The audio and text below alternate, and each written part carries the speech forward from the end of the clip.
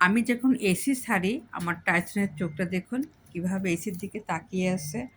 আমি নিজেই হতভম্ব যে এই অবলা প্রাণী কি করে বুঝলো এটা এসি আর এখানে বাতাস হচ্ছে। এই দেখুন কি সুন্দর করে সে ঘুরে ঘুরে মাথা ঘুরে ঘুরে দেখছে, তাই তার উপরে এই দেখুন। আসলেই আমি অবাক হয়ে গেছি টাইসনের অবস্থা দেখে।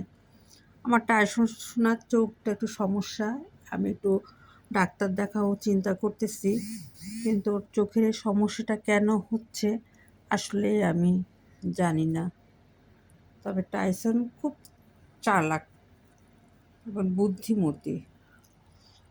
দেখুন আবার এসির দিকেও মুখ করবে। এই দেখুন, এই দেখুন ঠিক এসি যেখানে সেখানেই টাইসন। এই দেখুন, এই দেখুন ঐশী দেখো, মা এমন করে এসি ইয়ে করছে, ওইটাই খেয়াল করতেছে।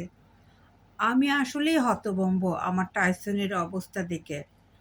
এসি ছাড়ার পরে ঠিক এসির নিচে এরকম করে বসে থাকবে, মাথার উপরেই এসি, এই যে।